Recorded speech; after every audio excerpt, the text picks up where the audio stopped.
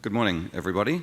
Firstly, I'd just like to say thank you to Hong Kong Arts Administrators Association for inviting me to speak here today. I, like many people in the room, absolutely love Hong Kong, so any excuse I have to come and visit, I always say yes. I also just wanted to say, before I start speaking to you today, that we've all been at conferences before where international speakers say things that aren't relevant or that are boring or that are weird. And I just wanted to say that a lot of my comments that I'm going to share with you this morning about culture relate to my experience in the Australian sector, and also because Sydney Theatre Company is an English language company, I deal more in the UK and the US and other English language markets. So a lot of my comments today about the profession of cultural management and about trends in cultural management are within that context. But I still hope that even though there are similarities and differences between Hong Kong and Australia, that you'll find some of these comments interesting and useful this morning. Also, I drew my own slides. So all of us today, we're in the business of culture. And probably that means, because we're in the business of culture, it means that all of us at some point have personally experienced the value and the benefit of culture and the arts in our own lives.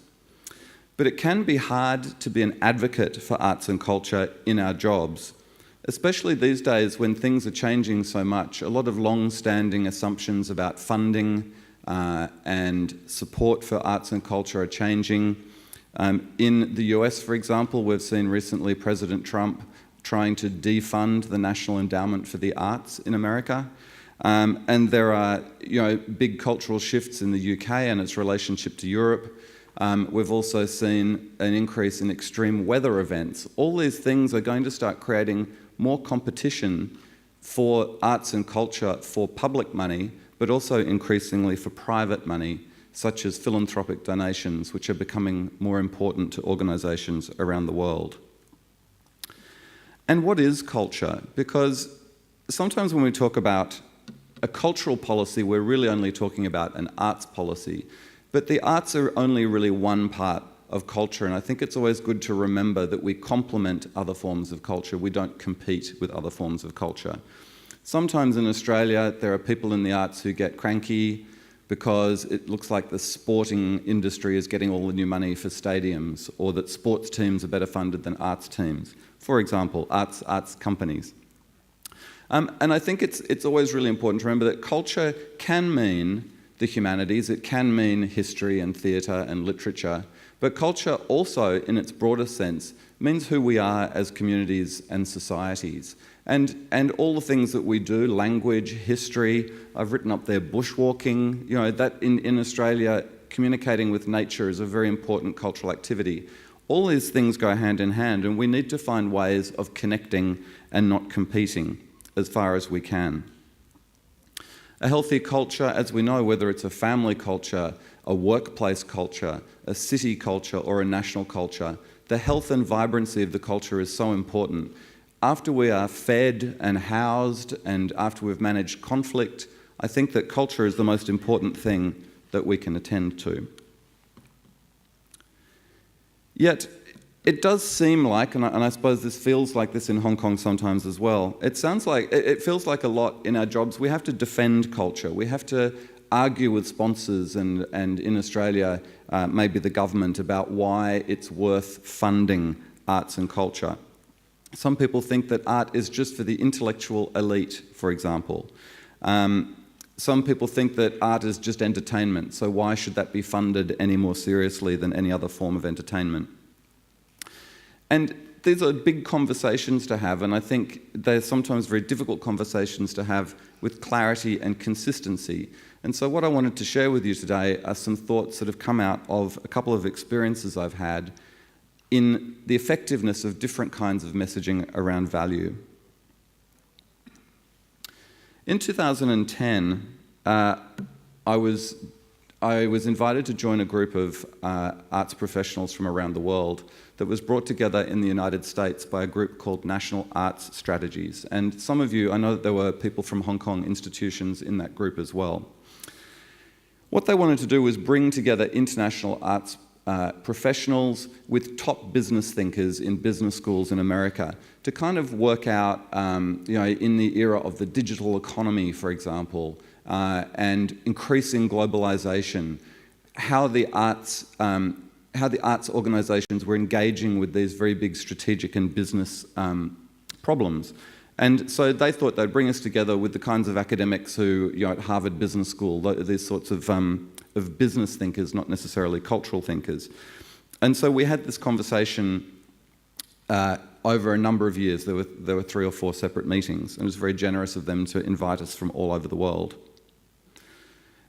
The NAS group took a broad view of culture, so as well as there being theatre companies and libraries and art museums, there were also organisations like zoos and marine parks. So NAS already were thinking that in broad terms of cultural activities, what people are interested in doing. And so when we're all in a room together, we all return to this idea of, is culture being passed over? Are there fewer resources for culture these days? After the global financial crisis, for example, in America, which relies so heavily on philanthropy, donations trended down. And so the sector, we all felt we had to articulate more clearly and more consistently a shared message of the value of culture. Should we be talking about economic impact? Should we be talking about enrichment and joy?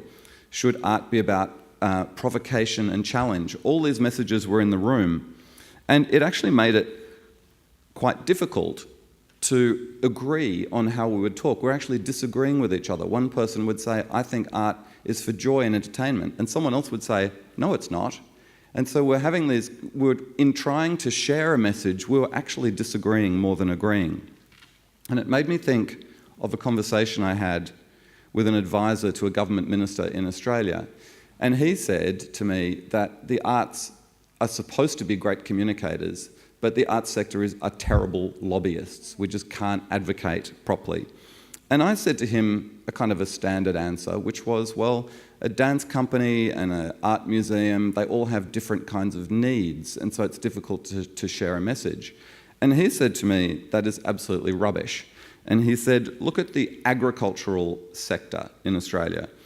So a dairy farm in a coastal town has a completely different set of needs and challenges to a big cattle grazing property in the desert. Completely different worlds.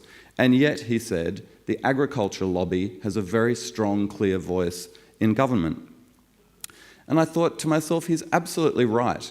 The agricultural sector so I grew up in a country town, so I'm familiar with farming to a degree. And I thought, how come that when the agricultural sector is mentioned, everyone in Australia knows what that is and everyone is very supportive of the agricultural sector? And I thought to myself, agriculture seems to have one message that people get, and I wondered what that was. And I think at the end of the day, the agricultural sector can say to the nation, we make your food. So therefore, if we need a new road, if the rail system's broken down, if we need investment in irrigation, that's important because we make your food. And I wondered to myself at the NAS meeting in the States, if there was a version of we make your food for culture. I'm not sure I've got it, but here are some thoughts. So there were some common messages at NAS, and one of them was that everyone shared this personal belief through personal experience that art and culture were important. But that's sometimes not a strong pitch. If you're going to a sponsor and you say, you should sponsor my theatre company because I personally find theatre extremely moving and important. Why do people care about what a whole bunch of individuals want, particularly when individuals want different things? And so I thought, well, a community is actually an aggregation of individual people. So if individual people want different things, and those different things make them inspired and happy and connected to other people in their communities, then surely that's going to make a community made up of individuals that is more connected, is going to work together better, and is going to be a happier place to be. And so that was the first thing that I thought. We need to shift the story of personal connection and value to a story of communal value.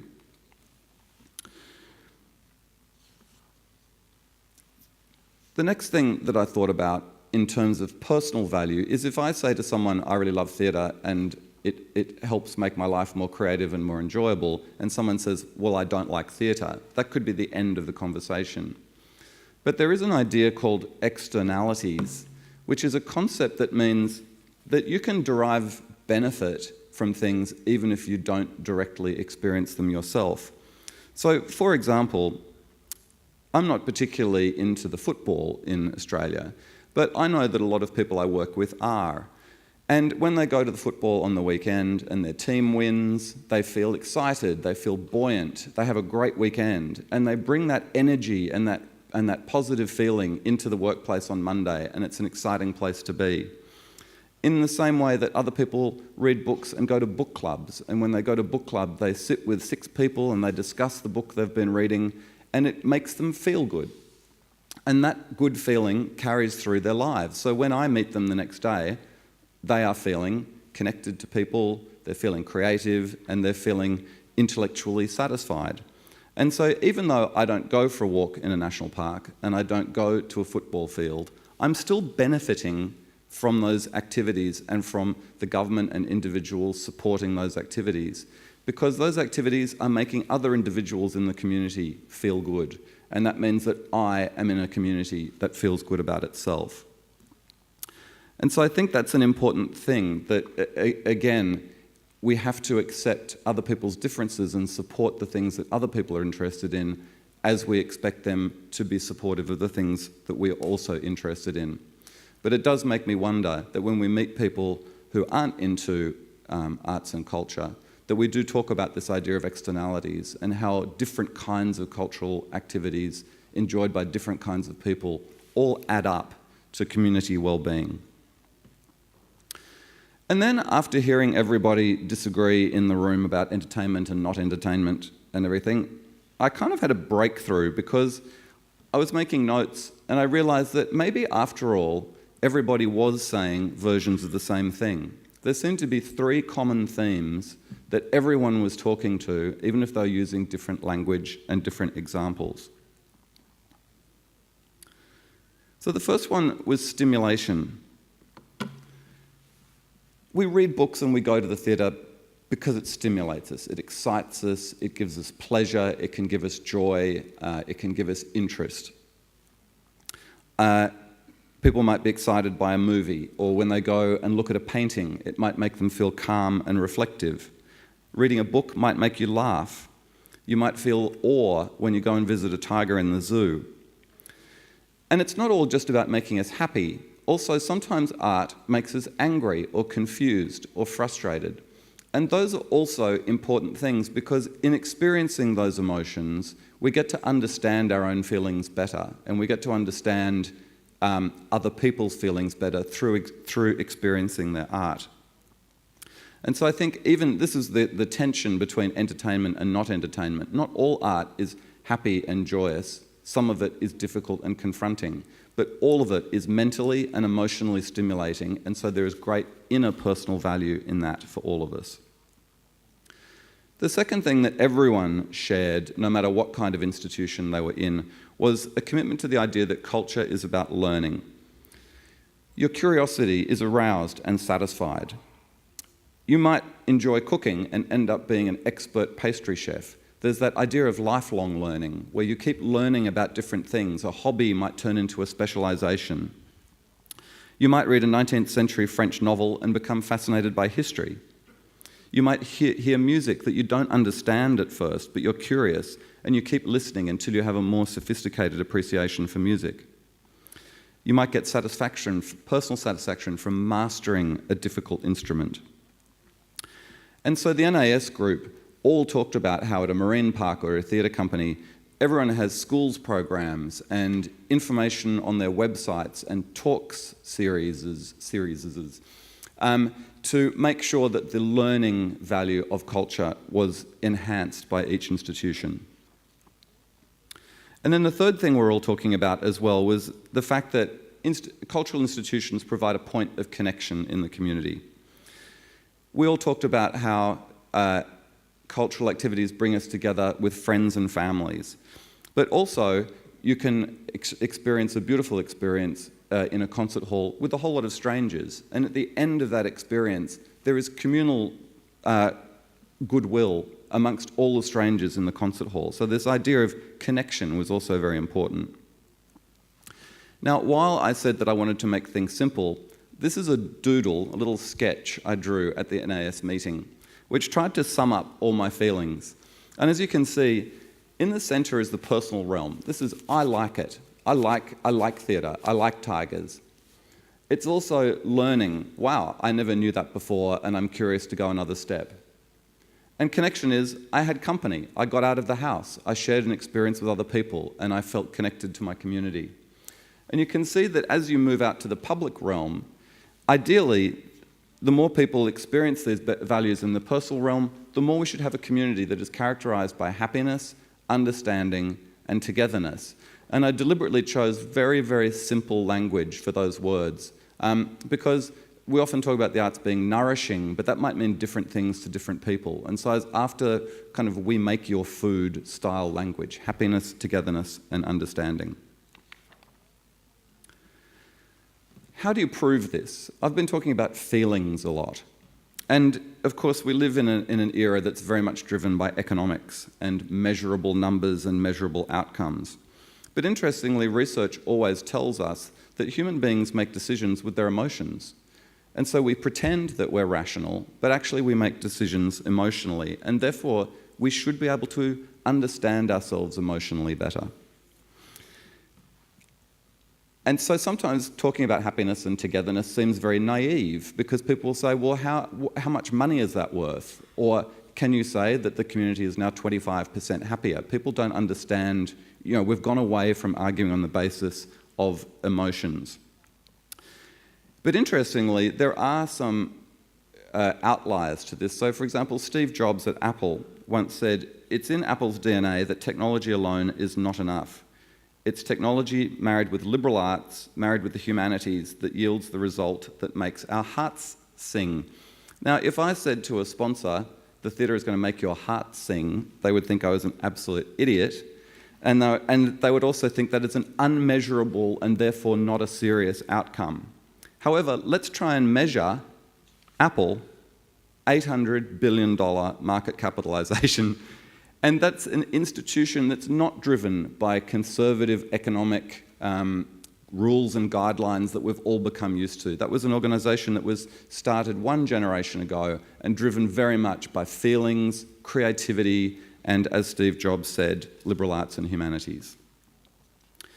I'll speak very quickly about intrinsic and extrinsic benefits, because of course in the arts we all know there are measurable benefits that come out of arts and culture. They sit outside this circle. So in Australia at the moment, there's a very big commitment to investing in arts and culture for tourism benefits.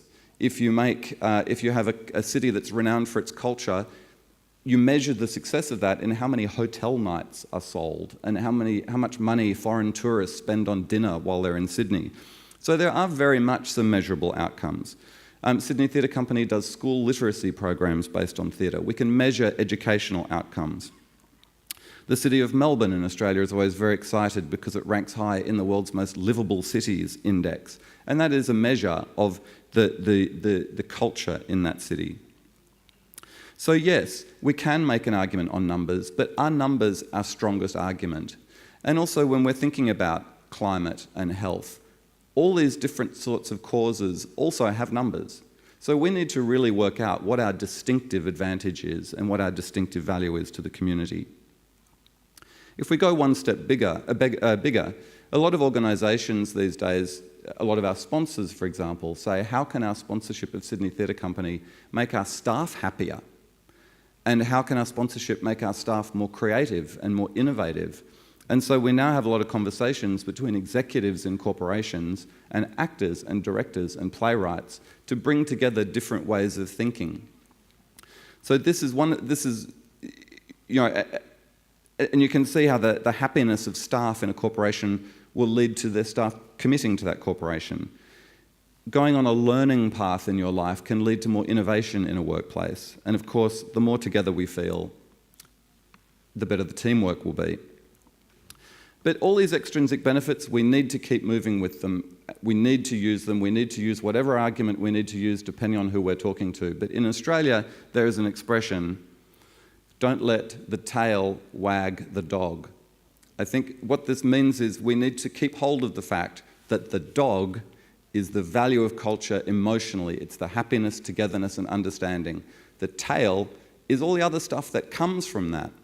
But you only get those benefits if the culture, if the art is excellent. You can't build a big new theatre and expect that the tourists will come. The big new theatre has to be filled with excellent experiences for people. In conclusion, I'd just like to share a comment from Brian Eno. And many of you will know Brian Eno. He is a musician and an innovator. And in 2015, he gave the John Peel lecture in London.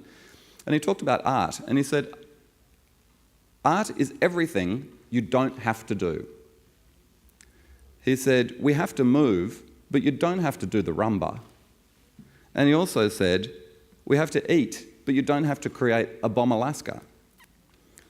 So why do we make fancy cakes?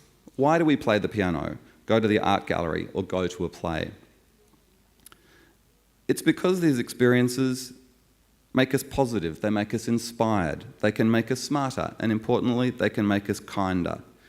Culture can create a community full of happiness, togetherness, and understanding. And I think that is our chief benefit in the 21st century. I think there are all kinds of changes around the world that we need to grapple with better. And art and culture can help us discern feeling from fact. We can understand our own motivations better by understanding the motivations of others. We can get empathy with people in the past through art. That can help us to understand our present better and can also, crucially, help us to imagine the future. So they're my views on the value of culture in general terms, and I know over the next couple of days we'll be talking more about strategies and tactics. But I think there are many people in the cultural space now who think that by going too much with the numbers argument, we might have moved away from a consistent, strong advocacy for the core value of the art and culture, which is to create a better community. Thank you for listening, and I look forward to the rest of the panels in the next 2 days.